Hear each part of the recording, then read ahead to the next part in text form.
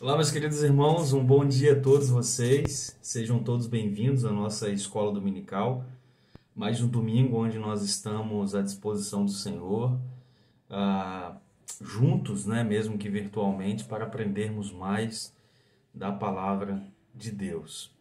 Antes de dar início a essa escola dominical, nós temos um louvor de uma pessoa muito especial, um louvor em que todos nós já conhecemos, que falam muito ao meu coração e eu espero que fale ao seu coração também, uma mensagem poderosa da parte do Senhor, um hino muito antigo e que uma querida irmã agora vai louvar ao nosso Deus para dar início a essa escola dominical.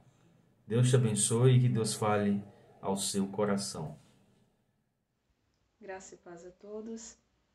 Nesse momento eu vou entoar o hino Castelo Forte, que é baseado no Salmo 46. E eu só queria deixar uma palavrinha antes de entoar esse hino, é que mesmo em tantos séculos depois da criação dele, ele é muito atual. Porque quando Martinho Lutero o fez, em 1529, ele estava num período muito obscuro da Reforma Protestante. E ele fez em sua maior angústia, posso dizer isso. Estudiosos da época, eles falaram que foi um período mais tenebroso da Reforma Protestante. E Lutero ele conseguiu pegar a sua essência e colocar nessa partitura, nessa composição, falando que somente podemos ter refúgio em Deus. Só podemos nos garantir uma total proteção no nosso Criador. E mediante uma grande pandemia, eu só tenho a dizer isso também a vocês, a todos que estão me ouvindo, que não há refúgio nessa terra a não ser aos pés do nosso Criador. E se temos que nos proteger de alguma forma, é usando as armas espirituais. Porque fora isso, não há salvação e não há como a gente se livrar de tamanha angústia em que estamos vivendo. Amém?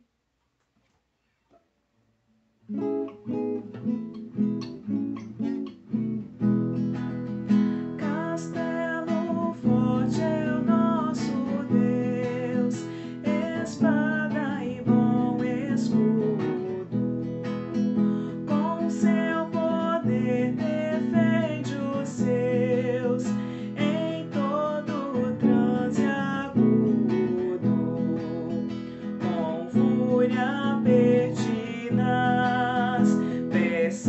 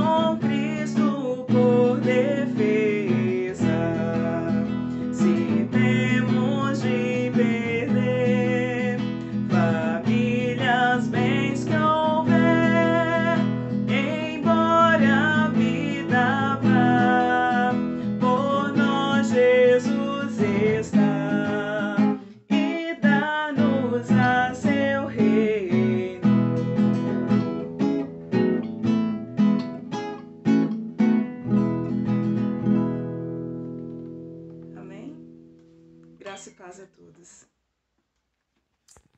Bênção pura, Castelo Forte é o nosso Deus e nele nós confiamos e nele nós depositamos toda a nossa vida. Esse é o Deus a quem nós servimos, meus queridos irmãos. Esse é o Deus pregado na Igreja Presbiteriana de Serra Dourada. Esse Deus que nós temos muito orgulho em servi-lo, porque uma vez servindo a esse Deus tão poderoso, nós somos conhecidos como filhos dele. Já imaginou que bênção é poder ser reconhecido filho de Deus? É maravilhoso aprendermos, né, da palavra de Deus. E eu gostaria de orar com você, orar pela sua vida, orar pelos seus familiares, pedir que Deus continue abençoando vocês e que vocês estejam protegidos pelo Senhor. Vamos orar? Senhor Deus, muito obrigado, meu Pai, pela alegria que nós temos em servi-lo, pela alegria que nós temos em declarar que o Senhor é a nossa fortaleza. Obrigado, meu Pai, porque o Senhor poderia escolher outras centenas, milhares de pessoas, mas o Senhor nos escolheu, o Senhor nos chamou, o Senhor, meu Pai, nos convocou a sermos filhos amados do Senhor. E eu peço, meu Deus, que o Senhor abençoe a todos os meus irmãos da Igreja Presbiteriana de Serra Dourada, no qual eu sinto muita falta deles, com todo o amor, o carinho que eles têm por mim, pela nossa família, e a reciprocidade é verdadeira, por todo o amor que nós sentimos por eles. Eu peço que o Senhor abençoe a vida de cada um, nas suas necessidades, nas suas dificuldades. Que o Senhor, meu Pai, venha acolher nos teus braços, meu Deus, a vida de cada um, meu Deus, em suas dificuldades, em suas ansiedades. Tem sido um tempo tão difícil, meu Pai, onde nós não estamos sabendo controlar as nossas vontades, os nossos sentimentos. Portanto, meu Deus, eu peço que o Senhor abençoe, que o Senhor fale ao coração de cada irmão e de cada irmã de Serra Dourada. Abençoe também os seus familiares, aqueles que estejam precisando de um conforto do Senhor, de uma atenção do Senhor, precisando de cura, meu Pai, na área de saúde, na área emocional. Que o Senhor, meu Deus, venha realizar a sua vontade na vida desses meus irmãos, se apresentar como o Deus único e o Deus verdadeiro, o Deus que nós temos a satisfação de seguir e a satisfação, meu Pai, de servir. Essa oração que eu faço em nome de Jesus Cristo. Amém. Bom, meus irmãos, já faz algum tempo que nós estamos estudando a mensagem de Jesus Cristo através do Evangelho do Senhor. Uma mensagem tão importante, né? Uma mensagem tão imponente, uma mensagem que transforma vidas, converte corações e leva para perto aquele que está perdido. E hoje, de forma especial, nós vamos compreender um pouco mais a respeito da Boa Nova do Senhor, do que é a Boa Nova, né? Nós já estamos vindo de 3 domingos, se eu não me engano, falando a respeito dessa boa nova, dessa notícia maravilhosa que é o Senhor, o nosso Deus. Nós falamos nos primeiros encontros que tivemos, mesmo aqui virtualmente, que o Evangelho é a respeito do Senhor, não é a respeito de nós. O Evangelho é muito mais sobre o que o Senhor fez, né? O que Deus realizou através de Jesus Cristo, em toda a sua obra, em toda a sua mensagem de salvação, em todo o seu caminho que ele percorreu nessa terra. Então o Evangelho diz a respeito dele e não a nós. Eu costumo falar que nós somos alcançados pelo Evangelho. De certo modo, toda essa história salvífica a respeito de Jesus Cristo nos alcança, né? Porque nós fomos escolhidos por ele para que nós ouvíssemos a mensagem de salvação e fôssemos alcançados através da palavra que traz vida, transforma o coração de pedra em um coração de paz, de alegria. Então, essa é a mensagem do Evangelho. Entretanto, há algumas questões que nós precisamos ver nessa mensagem do Evangelho. Alguns assuntos que são muito interessantes do ponto de vista teológico, e quando nós olhamos para a palavra de Deus, nós observamos a ênfase que Deus dá em certos assuntos doutrinários que são muito importantes para a nossa compreensão do Evangelho do Senhor Jesus Cristo. Hoje, eu gostaria de falar restritamente a respeito da justiça de Deus, da justiça do Senhor Jesus Cristo. Portanto, eu gostaria de convidar você, convidar a sua família, a lermos juntos o texto em Romanos, no capítulo 4. Ele vai estar aparecendo aí na sua tela, Romanos capítulo 4. Você pode acompanhar aí no seu smartphone, na sua televisão, em qualquer lugar, e você pode ler junto comigo esse texto. Vamos lá. Romanos capítulo 4, a partir do versículo 1, diz o seguinte: pois diremos ter alcançado Abraão, nosso pai, segundo a carne. Porque se Abraão foi justificado por obras, tem de que se gloriar. Porém, não diante de Deus. Porque, pois que diz a Escritura? Abraão creu em Deus, e isso lhe foi imputado para justiça. Ora, ao que trabalha, o salário não é considerado como favor, e sim como dívida. Mas ao que não trabalha, porém crê naquele que justifica o ímpio, a sua fé lhe é atribuída como justiça.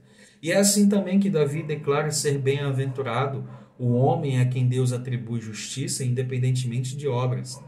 Bem-aventurados aqueles cujas iniquidades são perdoadas e cujos pecados são cobertos. Bem-aventurado o homem a quem o Senhor jamais imputará pecado. Vem, pois esta bem-aventurança é exclusivamente sobre os circuncisos ou também sobre os incircuncisos? Paulo pergunta. Visto que dizemos, a fé foi imputada a Abraão para justiça. Até aqui é o versículo 9, a palavra do Senhor. Bom, quando nós falamos em justiça, esse é um termo muito interessante, porque quando nós falamos em justiça, automaticamente vem à nossa mente aquele termo, né, muito comum na área do direito, muito comum na área da advocacia, quando alguém é levado ao tribunal e aquela pessoa recebe a justiça em detrimento dos seus atos. Ora, se aquela pessoa foi considerada culpada, ela vai ter ela vai ter a sua pena, não é? Ela vai ter a sua pena, ela vai ser presa, ela pode servir o Estado em questão social, ela pode trabalhar, né, em alguns lugares onde o Estado obriga a pessoa que foi punida a trabalhar, ou ela pode ser também absolvida no tribunal. Parece que dá o fardo descansa, né? Esses dias eu estava vendo uma notícia de um rapaz nos Estados Unidos em que ele esteve preso por 35 anos e depois de 35 anos ele foi julgado inocente. Triste, né, irmãos? Aqui neste mundo a gente está... nós não estamos imunes ao erro, né? A todo momento a gente vê o homem sendo conquistado pelo erro, e infelizmente a vida desse rapaz que era jovem na época, mas que agora já era idoso praticamente, ter sido acometido de um erro tão grande. Mas foi absolvido. Então, justiça sempre nós ligamos a esse aparato de absolvição ou punição. Interessante porque, independentemente daquilo que nós fazemos aqui na Terra, o veredito final vem de Deus. E aqui, meus queridos irmãos, eu estou trazendo essa introdução para pensarmos no lado da justiça em termos do direito, mas é interessante que quando nós olhamos para a justiça de Deus, ela não trabalha de acordo com a justiça do direito. Porque você pode pensar assim, Michel, então eu vou ser punido por tudo que eu faço aqui na terra. Ou eu vou ser absolvido por eu ser um crente bonzinho, né? Não é assim que a gente fala muitas vezes? Ah, ele era tão bonzinho, vai para o céu. Não matou ninguém, não estuprou ninguém, não roubou de ninguém. A gente costuma ter essas máximas assim, né? Como se a vida da pessoa diante de Deus fosse justificada pelos atos dela aqui na terra. Olha o que o texto de Romanos está falando para a gente. Em primeiro lugar, Paulo considera o fato de Abraão crer em Deus. Versículo 2. Porque se Abraão foi justificado por obras, ele tem de que se gloriar. Ele tem de ficar feliz. Ele tem de, contar para as pessoas as obras que ele fez, as obras pelas quais as suas mãos, fizeram, todas as vitórias que Abraão conquistou, né? Mas o versículo continua. Ele não tem de se gloriar diante de Deus. Olha que interessante. Aqui a Bíblia, Paulo traz um assunto muito pertinente que estava deixando os judeus um pouco de cabelo em pé. Ora, se você lembrar, os judeus são aqueles que batiam no peito e oravam em direção ao templo e falavam: Senhor, olha como eu oro, olha a justiça que há em mim, porque eu sou bom e obedeço aos mandamentos. Você vai se recordar também a respeito da parábola do filho pródigo, em Lucas 15, quando o filho mais velho, ao observar que o filho mais novo voltara para casa e recebera toda a graça do seu pai, o filho mais velho fica indignado, porque uma vez que ele havia feito tudo quanto o pai ordenara, ele gostaria de receber o resultado, das suas obras. Mas é interessante, meus queridos irmãos, que a palavra do Senhor vai nos dizer que a justiça atribuída em nós não vem pelas nossas obras. Sabe por quê? Porque a justiça de Deus, ela condena todos nós. Nós estamos condenados pela justiça do Senhor. É uma verdade, meus queridos irmãos, que precisa ficar marcada dentro do nosso coração. A justiça do Senhor nos condena. Sabe por que ela nos condena? Porque nós somos pecadores. Porque nós escolhemos ser seres autônomos. Ser seres que vivem em liberdade.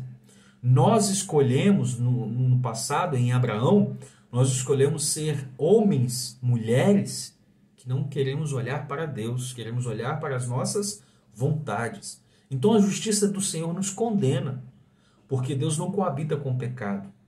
Mas a justiça que vem de Deus para nós, essa sim é maravilhosa, porque ela é uma dádiva que salva todos aqueles que creem em Jesus Cristo.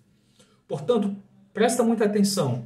Uma vez que a justiça de Deus nos condena, mas a justiça que vem de Deus, essa nos salva. Essa nos salva. Essa é aquela justiça em Isaías, no capítulo 12, se não me falha a memória, em Isaías, no capítulo 12, quando o cetro de Jessé, quando a dinastia de Jessé nos salvará de toda a impureza. E é isso que deve ficar marcado dentro do nosso coração. Deus, meus queridos irmãos, sabe como que a justiça de Deus vem até a nós? Deus imputa o nosso pecado a Cristo.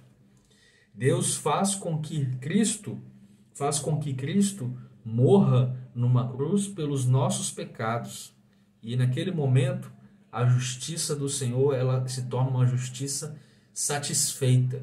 E nós somos salvos pela obra de Jesus Cristo. Eu queria que você gravasse isso, porque essa é uma grande verdade do Evangelho da graça. Essa é uma grande verdade do Evangelho de Jesus Cristo. Nós somos salvos pela obra. Sim, somos salvos pela obra, mas não pelas nossas obras. Nós somos salvos pela obra de Jesus Cristo. Aquela obra maravilhosa que ele fez na cruz, para satisfazer a ira de Deus. Uma vez que Deus estava irado conosco, então Jesus Cristo morre na cruz, Deus envia o seu Filho amado, o seu único Filho, o Filho primogênito, para morrer numa cruz, para salvar o seu povo da perdição eterna. Então, meus queridos irmãos, de certo modo nós somos salvos pelas obras, mas não por nossas obras. Somos salvos pela obra de Jesus Cristo. Essa é a notícia mais simples de compreender e, no entanto, a notícia mais difícil de aceitar.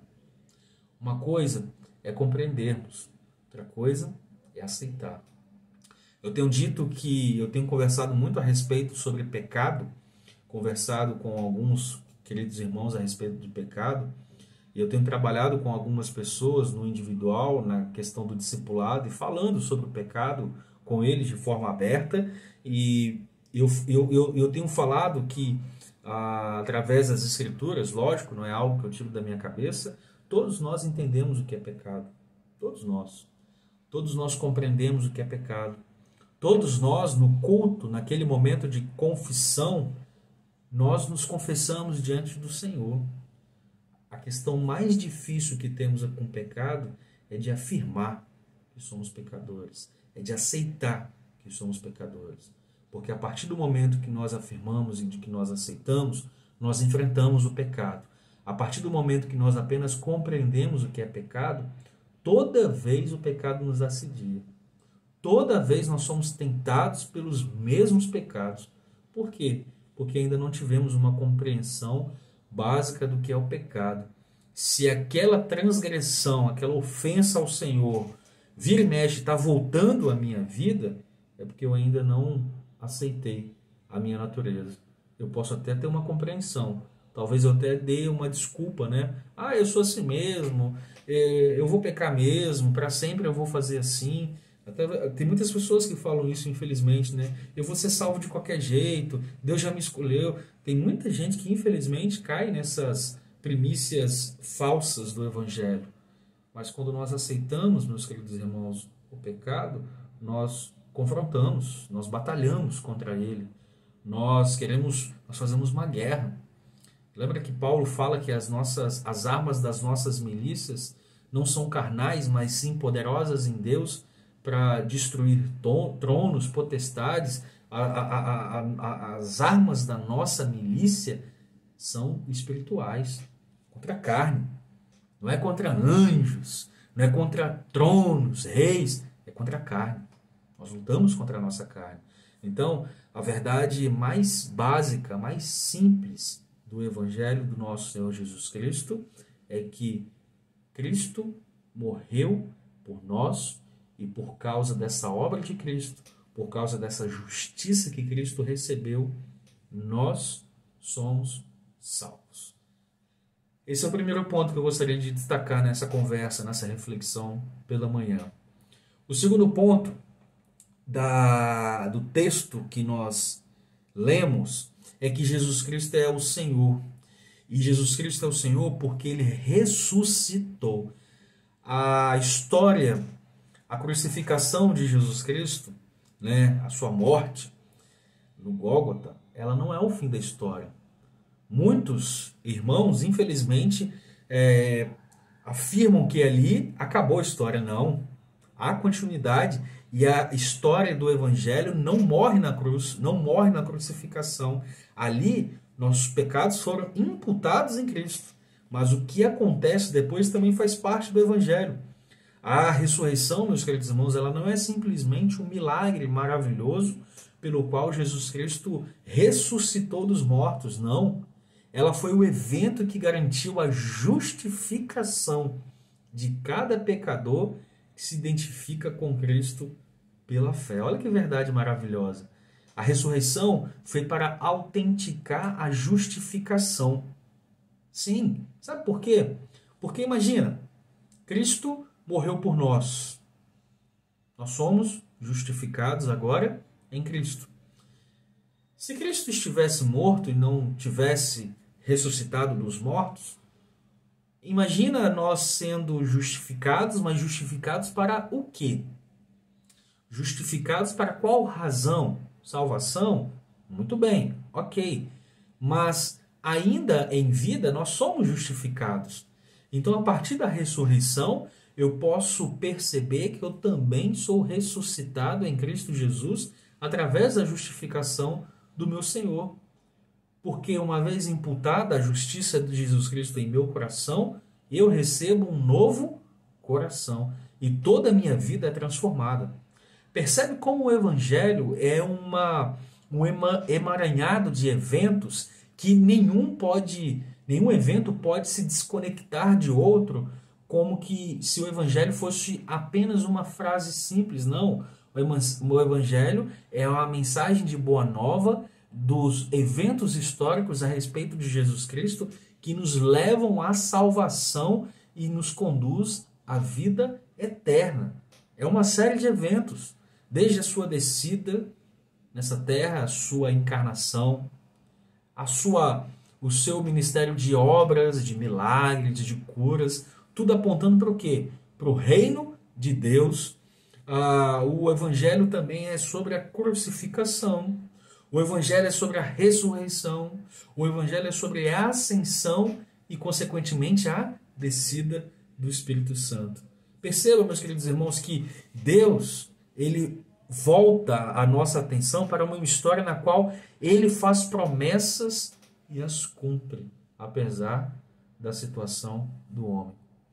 É interessante que eu posso observar na ressurreição, como a cabeça do seu corpo, a ressurreição de Cristo assegurou a justificação de todos os que nele confiam.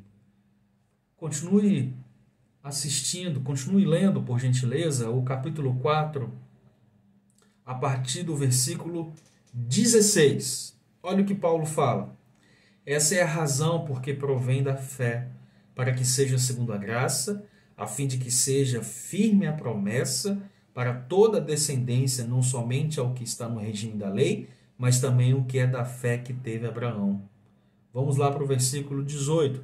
Abraão, esperando contra a esperança, creu, para vir a ser pai de muitas nações, segundo lhe fora dito. Assim será a sua descendência. E sem enfraquecer na fé, embora levasse em conta o seu próprio corpo amortecido, sendo já de 100 anos e a idade avançada de Sara, não duvidou por incredulidade da promessa de Deus, mas pela fé se fortaleceu, dando glória a Deus, estando plenamente convicto de que ele era poderoso para cumprir o que prometera. Jesus cumpre, Deus cumpre aquilo que ele nos prometeu.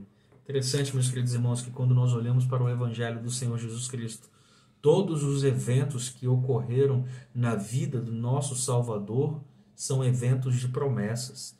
Ele morreu para nos dar vida, para nos justificar. Agora, quando nós chegamos no tribunal de Deus, nós somos declarados justos e não mais ímpios. Versículo 23. E não somente por causa dele está escrito que ele foi levado em conta, mas também por nossa causa. Olha que interessante. Abraão creu e ele teve a sua justiça imputada, e agora nós também, assim como caímos com Adão, nós nos reerguemos com Abraão. Por nossa causa, posto que a nós igualmente nos será imputado, a saber, a nós que cremos naquele que ressuscitou dentre os mortos, a Jesus, nosso Senhor, que foi entregue por causa das nossas transgressões e ressuscitou por causa da nossa justificação. Olha que bênção! Olha que verdade, meus queridos irmãos, maravilhosa do Evangelho da Graça. Somos justificados. Agora, não podemos mais chegar no tribunal. Pense agora no tribunal lado direito. Imagine você chegando depois de ter assassinado alguém, depois de ter matado alguém, e agora você chega diante de um juiz. E esse é considerado como aquele o verdadeiro juiz. O juiz que julga todos os povos e haverá de voltar para julgar todas as nações. E agora, quando você chega de cabeça baixa diante desse juiz, logo para aceitar a sua condenação, quando você tem algo dentro do seu coração que faz você ser movido pela fé, o juiz fala, você está declarado justo, e você fica assim, hã? Como?